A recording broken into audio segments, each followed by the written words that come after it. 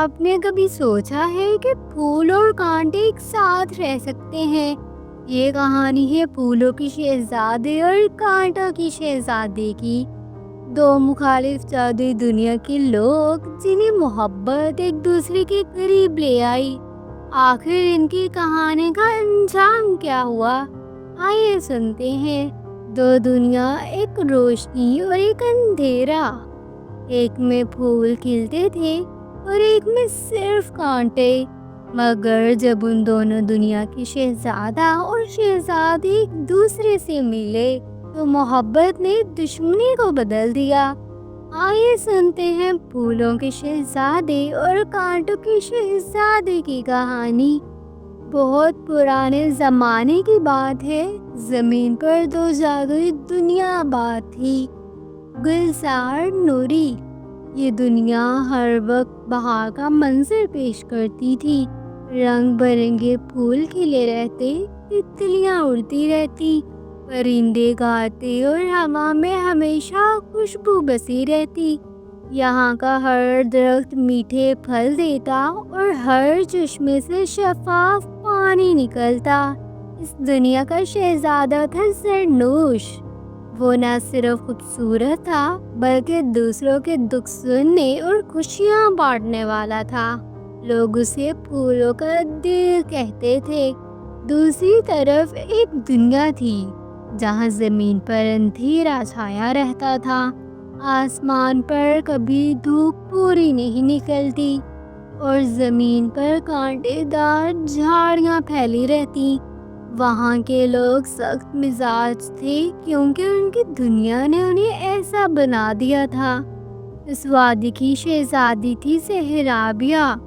اس کے ارد گرد ہمیشہ کانٹوں کا حصار رہتا تاکہ کوئی قریب نہ آ سکے۔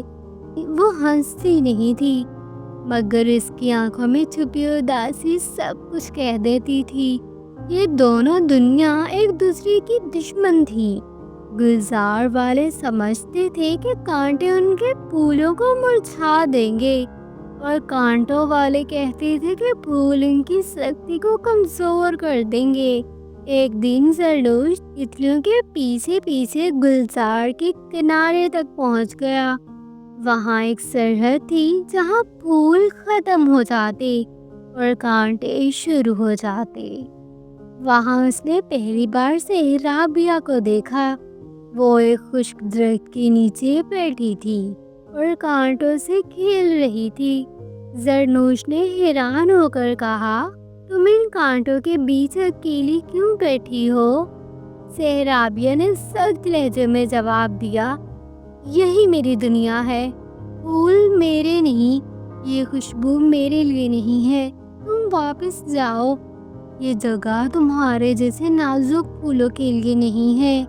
زرنوش مسکرایا اور بولا، تمہیں لگتا ہے پھول اور کانٹے ساتھ نہیں رہ سکتے، مگر کیا تم نے کبھی سوچا ہے کہ کانٹے پھول کی حفاظت بھی کرتے ہیں؟ یہ بات سن کر سہرابیہ چونک گئی۔ پہلی بار کسی نے کانٹوں کو برا کہنے کے بجائے اچھا کہا تھا۔ زرنوش بار بار اس وادی میں آنے لگا۔